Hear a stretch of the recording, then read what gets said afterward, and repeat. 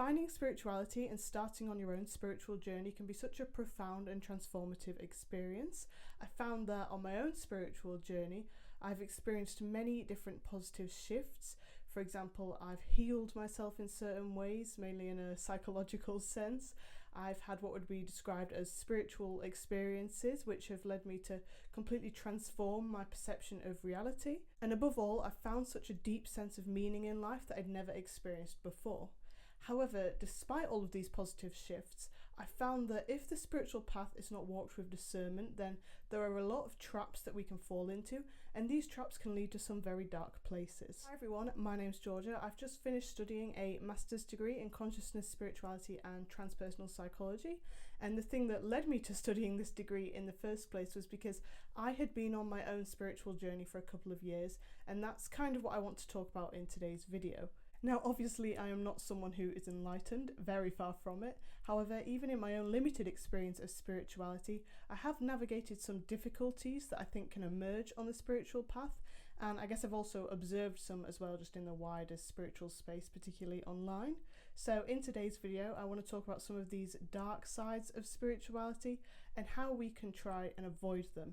And hopefully this video is going to help someone who might have been struggling with their own spiritual journey. So the first thing that I want to talk about is an idea that is often perpetuated by the spiritual community that I think is very detrimental. And this is the idea that nothing is a coincidence or everything is a sign. This is something that I often hear spiritual people say online, and I guess it goes hand in hand with this idea that you find deeper meaning on the spiritual path. So from that meaning, people then claim that every single thing you experience in life does have some meaning, and so nothing is a coincidence, everything you experience in your life is a sign. This idea can be very difficult mentally if you're someone who's struggling with something in life. Maybe there's something that you're really worried about, or maybe you're really struggling to make a decision about something important in life. You can start worrying about every little thing. So for example, maybe you just drop and smash something, you start worrying that that's a sign.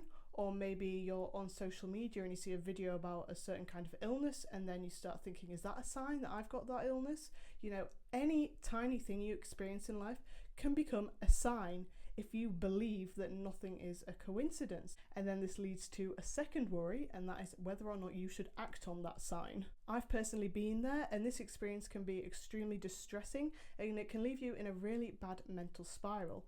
And the thing is, my personal belief about spirituality is that spirituality should not be distressing. In fact, it should be the exact opposite, which leads me to believe that this belief that everything is a coincidence maybe isn't necessarily the healthiest or most helpful belief when it comes to the spiritual journey.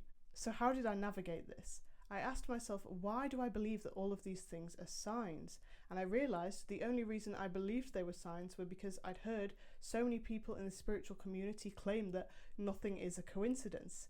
The reason I believed they were signs was not coming from some deeper intuitive sense, some intuitive knowing that I was experiencing. It was simply because I'd heard this belief and I guess taken it in on some level that nothing is a coincidence. Now, stemming from this recognition, there were three things that I constantly remind myself to make sure that I don't fall into this trap again. Now, the first one is that I personally believe that if we are experiencing a sign, because I do believe we can experience signs in a spiritual sense, but my belief is that if we are experiencing a true sign, then that sign will not lead to any sort of distress or confusion. It will feel good, it'll feel natural, and you'll feel guided. I think if you're feeling any sense of confusion and having to go constantly back and forth as to whether or not this is a sign, then I don't personally believe it is a sign. I think it is just you seeing something and assuming it's a sign. Now, the second thing that I always remind myself that links to that first point is that this distress that we're experiencing in trying to determine whether or not something is a sign is stemming from us using our mind to try and analyse the so-called sign. If it was truly a sign, I don't think that we would need to use our mind. I think we would be able to use our other senses of knowing, our intuition, for example, and just know that it is a sign. We wouldn't have to analyse it using our mind. So whenever I experience something that I believe might be a sign, I always ask myself, did I get some sort of intuitive sense of deep knowing alongside this sign, or is this something that I've simply experienced and I'm just mentally analysing whether or not it's a sign? Because if it's the latter, I am just going to choose to believe that it's not a sign. And then the third thing that I always remind myself as someone who believes in the law of attraction is that I believe we manifest things based on what we focus on and put our energy into. So if you're constantly worrying about something and it's constantly on your mind, then from the perspective of manifestation, it makes sense that you are going to suddenly start to keep seeing things which correlate to that specific worry. So it's not necessarily signs that you're experiencing, it's simply that you're manifesting things that are in alignment with that worry. And we don't even need to necessarily go as far as manifestation to recognize this fact, because we have something called the reticular activating system, which is a system in our brain which essentially means that whatever we focus on or whatever our beliefs are, then our brain will actually zone in on that in our experience. So we will see more of whatever it is we believe on whatever we focus on. So when you take the reticular activating system and manifestation into account, then it makes sense that you're going to see so-called signs that are in alignment with whatever it is that you're worrying about. It just doesn't mean that they necessarily are a sign in some deeper spiritual sense. Recognizing these three things really helps me get out of that negative mental spiral that I was experiencing when I believed that absolutely everything was a sign and nothing was a coincidence. It really helps me get out of that distressing mental state. And one day, as I carry on this spiritual journey, hopefully I will become more in tune with my intuition. And at that point, then yes, if I can intuitively sense that something is a sign, then that's great.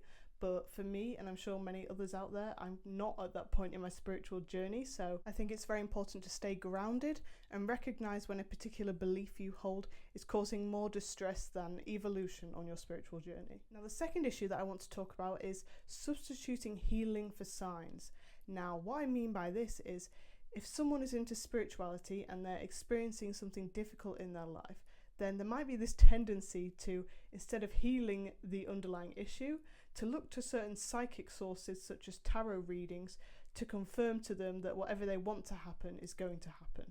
This isn't something that I've necessarily experienced myself, but it's something that I've seen online with how popular certain tarot readings are, for example, when they say things like, this is when your ex is going to come back. Those types of readings seem to be very popular, and I think it might be indicative of this second issue that I'm talking about. Now, I think this is detrimental because instead of focusing on our own growth and evolution, we look to outside sources for a sign that the situation is going to resolve in a way that we don't have to address the underlying pain. So if we think of someone going through a breakup, I keep talking about a breakup just because I think it's the easiest example, but someone having this experience, instead of healing from the pain of that breakup, they look for signs that their ex is going to come back. So the problem here is that we're looking to the external instead of doing the internal work. And a huge part of this spiritual journey and spiritual path is doing that internal work. I think breaking this cycle is simply a matter of discernment. Are you looking to these readings or using these tools as a form of guidance? So for example, you might use tarot cards to try and tune into your intuition. Or are you using these tools and these readings to avoid doing that inner work, to avoid addressing the underlying pain, and to simply have it confirmed to you that whatever you want to happen or what your ego wants to happen is going to happen in the future? I think it's really a matter of using that discernment and trying to avoid doing the latter. Now, the third issue that can emerge on the spiritual path that I want to talk about is the ego trap. As we embark on this spiritual journey and become more spiritual, at least in our own eyes, what can often happen is that we view other people as less spiritual than us or as less than in some sense. So for example, you might judge people who don't meditate or judge people who are into more materialistic things than you, seeing them as less evolved than you in some sense. Maybe you see people as asleep or they haven't broken out of the matrix, as many people would say. Maybe you're judging people for not questioning reality in the same way that you are. Now, I don't think that this issue needs all that much explanation. It's clearly just another form of ego. The difference between an ego state of consciousness and a more expanded state of consciousness that tends to accompany the spiritual path is that the former, the ego, is all about separation. The ego is always comparing us to others and strengthening this perception that we are separate to one another. A more expanded state of consciousness, on the other hand, which people often experience on the spiritual path, is often characterized by this sense of connection and oneness. People have this experience of feeling connected to everything and everyone, and it often results in this belief that we are one. So this expanded state of consciousness often dissolves this state of separation that we feel when we're being driven by our ego. So as we go on this spiritual journey, it can be very easy to fall into this trap of comparing ourselves to other people who we view as less spiritual than us. This is something that I've definitely been guilty of, and I think we just need to recognize that this is just another form of ego that we need to transcend if we want to truly evolve in a spiritual sense. Now, the final issue that I want to talk about that I think can emerge on the spiritual path is becoming out of touch with physical reality. The spiritual path can be very alluring. As we have more spiritual experiences, we tend to shift our perception of reality. So, for example, we often start to believe that there are more dimensions that we can't see. We believe that our consciousness might not be tied to the physical body and might transcend death. It can be very easy to get carried away with all of these ideas and to essentially become addicted to seeking out these experiences. So, for example, maybe we become addicted to trying to lucid dream or have out-of-body experiences. Or maybe you become addicted to constantly wanting to meditate so you can experience expanded states of consciousness. Now, I don't think there's anything inherently wrong with these experiences. Of course, as someone who's been on this spiritual journey, I obviously love to have these experiences myself, and I think they can be very transformative. But I think where it becomes detrimental is that we become so addicted to these experiences that we start to kind of push away the physical. We almost start to experience a disdain for the physical and see the physical realm as less than the spiritual. So I guess it kind of links to the previous point about us judging other people as less spiritual, except in this case it's about the entire world around us, the entire physical experience that we're having. And I think this issue can manifest in multiple ways. For example, assuming that anything physical is bad, so not trusting any of modern medicine, for example, or simply just becoming over-reliant on the spiritual and not wanting to engage with the physical as much. And I think in many cases, questioning things such as the over-reliance on modern medicine is a good thing. I think we should question it, but I think it can be detrimental when it goes too far in the other direction. Basically, I think it's all about finding balance.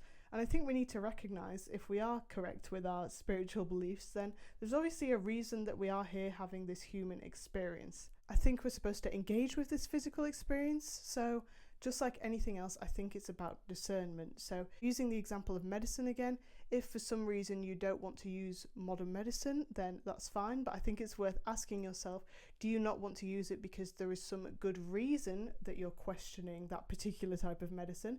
And I do think in many cases there are good reasons for questioning it, so I'm not saying don't do that, because I think in many cases there are alternatives that we definitely should be looking to. But I think it's about questioning whether that good reason does exist or if it's simply stemming from this disdain from the physical as a result of becoming over-reliant on the spiritual. So those are a couple of traps that I've noticed can emerge on the spiritual path.